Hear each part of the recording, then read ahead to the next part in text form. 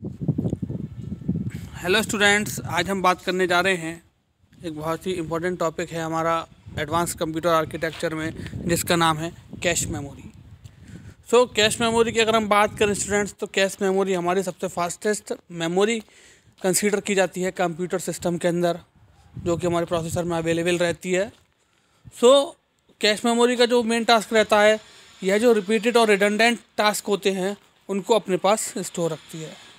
जैसे students, cache memory की अगर हम बात करें तो कैश मेमोरी को हम एक एग्जांपल के थ्रू समझते हैं। अब सपोज़ कीजिए कि कैश मेमोरी जो होती है, ये फैक्ट है कि जो कैश मेमोरी रहती है वह हमारी सीपीयू और मेन मेमोरी के बीच रहकर वर्क करती है। सीपीयू और मेन मेमोरी के बीच रहकर वर्क करती है। अब सपोज़ कीजिए सीपीयू को कोई टास्क परफॉर्म करने के लिए मेमोरी के पास तक जाना पड़ रहा है, ठीक है, जिसके लिए उसको सपोज़ कीजिए 2 मिनट्स लग रहे हैं या फिर 2 नैनो सेकेंड लग रहे हैं।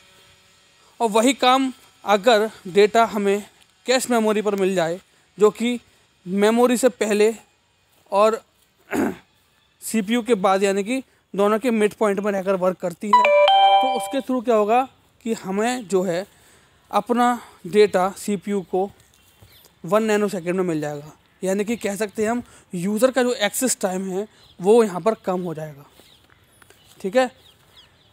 तो हम ये कह सकते हैं कि सिस्टम की हमारी ओवरऑल परफॉर्मेंस जो होगी यहाँ पर वह इम्प्रूव हो जाएगी। तो स्टूडेंट्स, इसीलिए जो है कैश मेमोरी सीपीयू और मेन मेमोरी के बीच रहकर वर्क करती है, तो इसीलिए हम इसको जो है फास्टेस्ट एक्सेस मेमोरी भी बोलते हैं। तो आइए बात करते हैं अब कैश मेमोरी के बारे में। Cache memory is a storage device placed in between CPU and main memory. Cache memory जो है ये स्टोरेज डिवाइस है जो कि लोकेट या प्लेस्ड रहती है सीपीयू और मेन मेमोरी के बीच। These are semiconductor memories. इसको जो है स्टूडेंट्स हम सेमीकंडक्टर मेमोरी भी बोलते हैं। These are basically fast memory device. अगर हम बात करें स्टूडेंट्स कैश मेमोरी के बारे में, तो यह जो है फास्ट मेमोरी डिवाइस की तरह भी कंसीडर की जाती है, and this is faster than main memory. और ये मेन मेमोरी के कंपैरिजन में अगर हम बात करें तो कैश मेमोरी हमारी ज़्यादा फास्टर रहती है। यानी कि जो उसकी एक्सेसिंग स्पीड होती है हमारी, अभी बताया आपको क्या कारण है जिसकी वजह से हमारी एक्सेसिंग स्पीड जो होती है कैश मेमोरी की, वह मेन मेमोरी से ज़्यादा तेज़ होती है। We can not have a big volume of cache memory. यानी कि यूज़र जो है वह ज़्यादा बिग वॉल्यूम यानी कि ज़्यादा स्टोरेज कैपेसिटी के साथ कैश मेमोरी को नहीं ले सकता, due to its higher cost, क्योंकि वो है जो है वो एक्सपेंसिव रहती है, and some constraint of the CPU. और सीपीयू का भी कुछ इशू रहता है जब हम कैश मेमोरी ज़्यादा यूज़ करते हैं तब।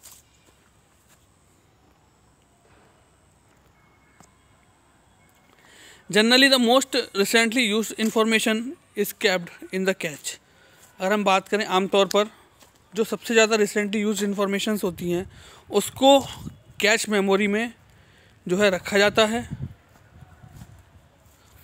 It is broad from the main memory, ठीक है। और हमें यूज़र को पता, यानी कि सिस्टम को, प्रोसेसर को पता चल जाता है कि कौन सा जो डेटा है उसको बार बार हमें यूज़ करना पड़ रहा है, तो उसको मेन मेमोरी से लेकर कैश मेमोरी में ट्रांसफ़र किया जाता है। देन फर्दर उसे यूज़ किया जाता है with the help of cache memory. Nowadays we get CPU with internal cache। अगर हम बात करें स्टूडेंट्स, आज प्रेजेंट टाइम में CPUs जो आ रहे हैं, हमारे प्रोसेसर्स जो आ रहे हैं, उनमें ऑलरेडी इनबिल्ट टाइप से इंटरनल कैश हमारी अवेलेबल रहती है। Analysis of large number of programs has shown that a number of instructions are executed repeatedly. यानी कि अगर हम कहें एनालिसिस के तौर पर लार्ज नंबर ऑफ प्रोग्राम्स जो होते हैं वह शो करते हैं उस नंबर को यदि इंस्ट्रक्शन रिपीटेडली एग्जीक्यूट हो रहे हो तो। अगर इंस्ट्रक्शन रिपीटेडली एग्जीक्यूट हो रहे हो तो। अब आप देख रहे हैं memory access control and data path, ठीक है। ये हमारा क्या इसमें बता रहा है, memory access control and data path. यानी कि यह हमारा वह मेमोरी एक्सेस डेटा पाथ है जिसके थ्रू CPU डेटा को फैच करेगा।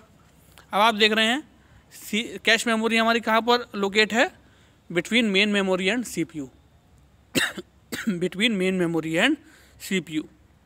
ठीक है, तो ये हमारा पर्टिकुलर डायग्राम हो जाता है कैश मेमोरी का। आइए अब आगे डिस्कस करते हैं ऑपरेशंस ऑफ कैश मेमोरी के बारे में, यानी कि कैश मेमोरी के हमारे क्या क्या ऑपरेशन रहते हैं, क्या क्या इसके टास्क रहते हैं जिनको ये स्पेसिफिक टास्क को परफॉर्म करता है। द मेमोरी कंट्रोल सर्किटरी, यानी कि जो हमारी यहाँ पर कैश मेमोरी में मेमोरी कंट्रोल सर्किटरी रहती है, is design to take advantage, उसको बनाया जाता है बेनिफिट लेने के लिए of the property of location of references, यानी कि एड्रेस की लोकेशन रेफरेंसेस के regarding. Some assumptions are made while designing the memory control circuitry, कुछ हमारे एजम्पशंस हैं या कुछ हमारे कॉन्सेप्ट्स हैं जिनको बनाया गया है जब हम डिज़ाइनिंग करते हैं मेमोरी कंट्रोल सर्किटरी को।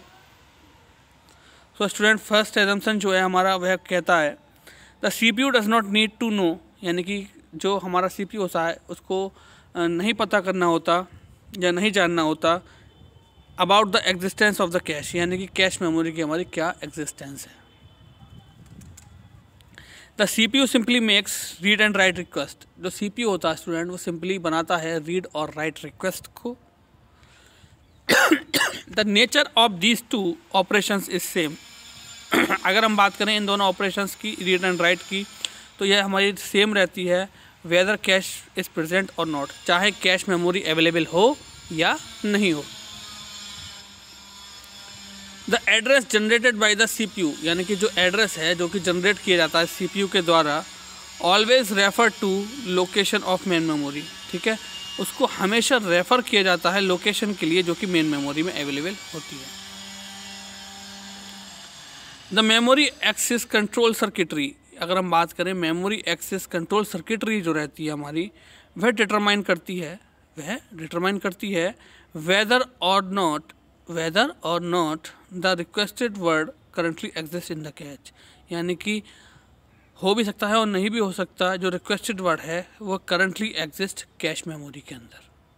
ओके स्टूडेंट्स, तो ये कुछ हमारे बेसिक कॉन्सेप्ट रहते हैं about the cache memory. So student, आज जो हमने जाना वह कैश मेमोरी के जाना। अब कैश मेमोरी की अगर टाइप्स की बात करें तो यहाँ पर इसके 3 टाइप्स होते हैं, L1 cache, L2 cache, then last one is L3 cache. So L1 cache जो है वह इनसाइड द प्रोसेसर होता है, और हमारा जो बात करें L2 होता है वह इनसाइड या आउटसाइड द प्रोसेसर होता है, और L3 हमारा आउटसाइड द प्रोसेसर होता है। ठीक है, यानी कि अब प्रोसेसर के जो ज़्यादा जितने करीब होगा, अब इनसाइड द प्रोसेसर है तो उसकी प्रोसेसिंग स्पीड हाई होगी, और L2 जो है वह इनसाइड और आउटसाइड वर्क करता है तो उसकी processing speed comparison to L1 slow होगी। देन L3 की सबसे ज़्यादा स्लो होगी क्योंकि वह आउटसाइड द प्रोसेसर वर्क करता है।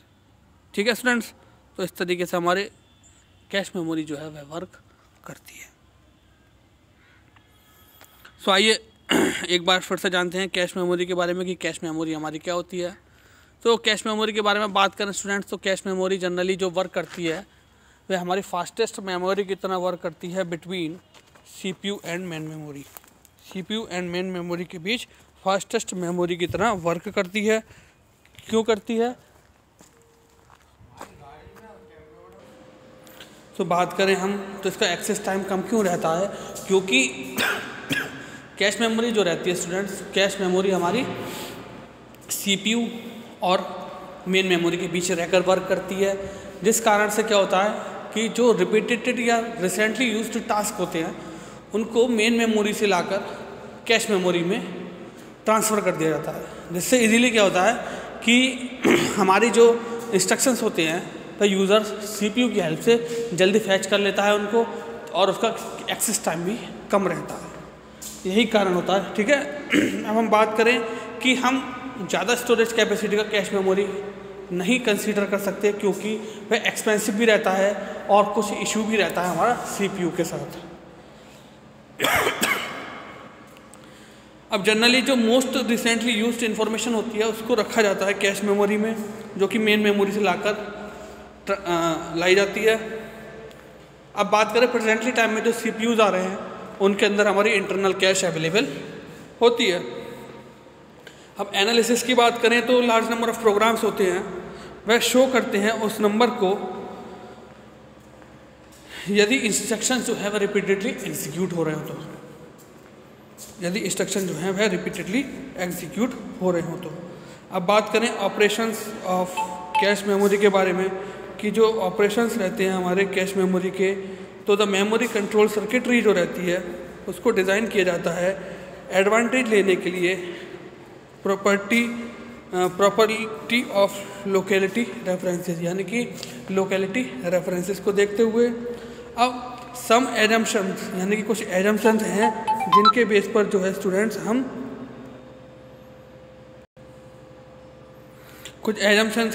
जिनके बेस पर हम जो है मेमोरी कंट्रोल सर्किटरी को डिज़ाइन करते हैं।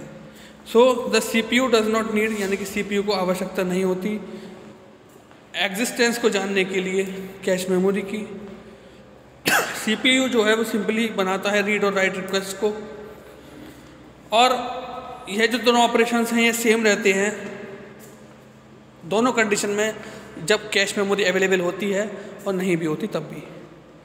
अब जो एड्रेस जनरेट किया जाता है CPU के द्वारा वह लोकेशन को रेफ़र करता है मेन मेमोरी की, वह उस लोकेशन को रेफ़र करता है जो कि मेन मेमोरी में अवेलेबल होती है।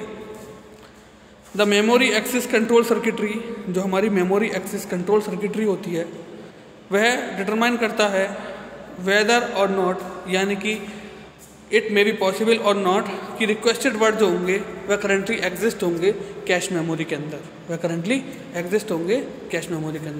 सो स्टूडेंट आई होप आज का जो लेक्चर है वह आप लोगों को अच्छे से समझ में आया होगा। ये इंपॉर्टेंट टॉपिक है एग्जाम के पॉइंट ऑफ व्यू से, इसको आप अच्छे से तैयार कीजिएगा। सो आज के लिए thank you very much, have a nice day.